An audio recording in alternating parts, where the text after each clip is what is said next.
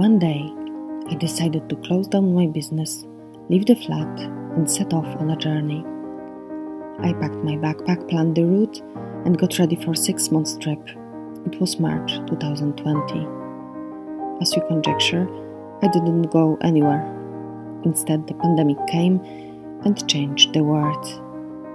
I got into a waiting mode. Days, months were passing by. It had been over a year and a half and I was still waiting, to the point that all of my friends started going on short trips abroad. I was waiting for the world to get back to normal. And one day, I have come to terms that this is our new normal. So I had two choices: accept the current situation and apply for a 9-to-5 job to the delight of my family, or just leave everything behind and see what the world has to offer, what truly makes me alive. In the worst case scenario, I would get back and start from the scratch. Not the first time.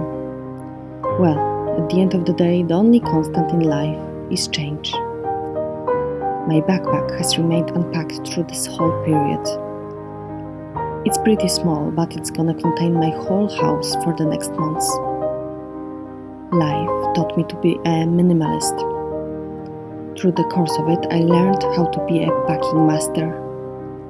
Yes, I even have high heels and hand fan in it. Don't judge me. Just walk with me. Hi guys, I'm coming to you from Tenerife. It's some serious wind here. I don't know if you hear me.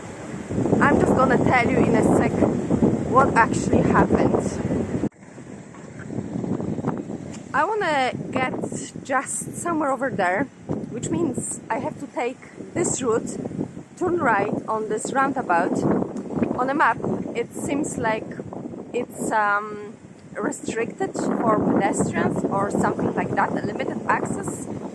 But I'm gonna find out soon, though, I think. Well, I did find out. It's kind of like internal part of the airport, so I have to get back to the roundabout and take another turn right. The minute I hit the road with an intention to hitchhike, the car pulled over and offered a ride. That's my lift, guys. Look at that.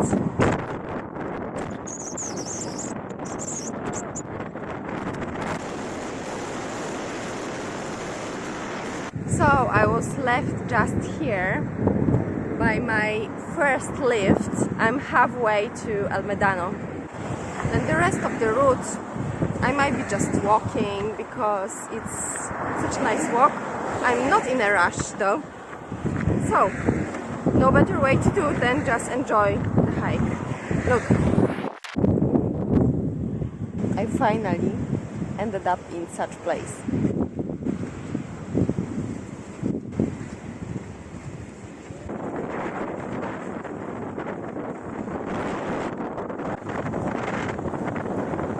Look at those views.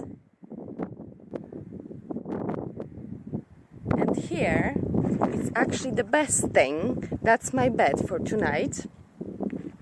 Actually, I was thinking about the beach, but it's so windy. I have like sand everywhere, all over my stuff, all over me. So I just decided that's gonna be better place to spend the night. I have a no tent. So, and I'm alone, obviously. And today's video sponsor is Sick Discomfort. It was a rough night. I was waking up every few hours to every rustle nearby. It was cold. I heard people's screams. I saw shadows moving. Once I was woken up by an unidentified loud noise and got so scared that I immediately jumped out of my sleeping bag, ready to run away. But in the morning, everything looked better, brighter, more positive, and the sunrise on the beach near the ocean made up for the night. So, I'm just gonna tell you guys what actually happened. Why did I go down the road of seeking discomfort? Because the minute I landed on Tenerife, it turned out that the host bailed on me. The girl, the foreigner I supposed to do the interview with, just out of the blue stopped responding. So I found myself in a predicament. I had no host, no plans, because all of them burst, and I was all alone. I tend to think everything happens for a reason, so maybe there is a lesson in it for me. Maybe I should conquer my fears of having everything planned out and under control. So, when I was thrown out of my comfort zone, I deliberately went for an experience of stretching my boundaries, letting the fortune to take over. Life happens outside of your comfort zone. They say it for a reason. Now, back to the story. El Médano, it's southern coastal city of Tenerife. The town, it's not about the historic sites, it's about pure nature and sport experience. Especially surprising is the Red Mountain, a volcanic cone of magical reddish colors visible from all points. The windsurfing World Championships are held here, and this is why it attracts so many wind and kite surfers from around the world to its beaches. There is a thriving wind and kite surfing community here, with small surf shops and schools supporting all their needs.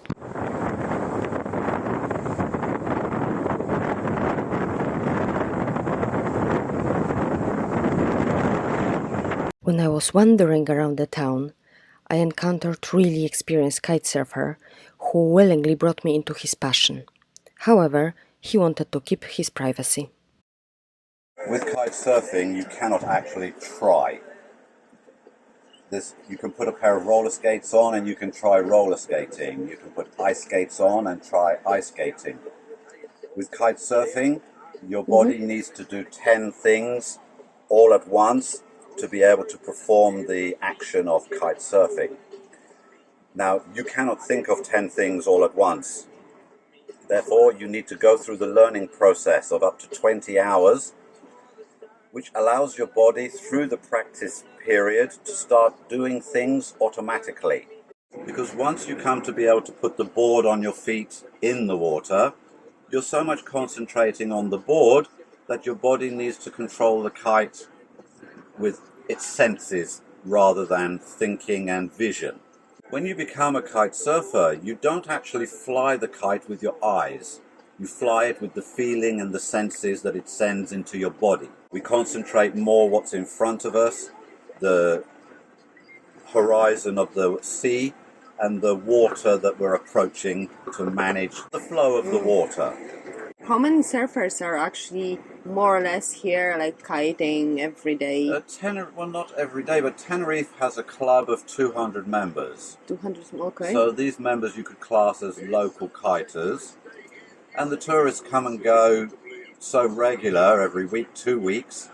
For example, yesterday we had in El Médano Kitesurf Beach 115 kites. All at once? All at once. Now, for Médano size, my calculation is that 100 kites puts it at full capacity. You need a certain amount of room to maneuver your kite. Yeah, that's right. And so yesterday was hitting a high level. And in fact, this winter looks like the capacity will be on the higher level. Usually we're lucky as local people that the season flows in and out with tourism, that we get quiet spots. And then you can get 30 kites at any one time in a day. And why El Médano is like perfect for kiting? Well, because we have a 3,000 meter volcano sitting here on the island, which actually is the highest point of Spain territory. El Teide, right? Yes. The wind tends to compress as it comes up to the island, and El Médano is sitting in a place that catches this compression. So sometimes the prediction of the wind is 10 knots, but with the compression that comes because of the volcano, Mount Teide, it comes 15, 16 knots in here. And that's why we have 300 days a year of wind here, whether it be 15 knots or like today, which is 35 knots.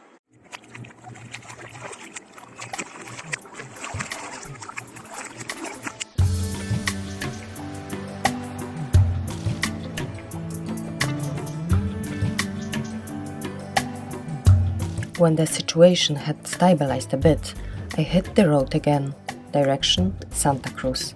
Didn't choose the highway though, because I wanted to dive into the interior of Tenerife. So, guys, walk with me to the next episode.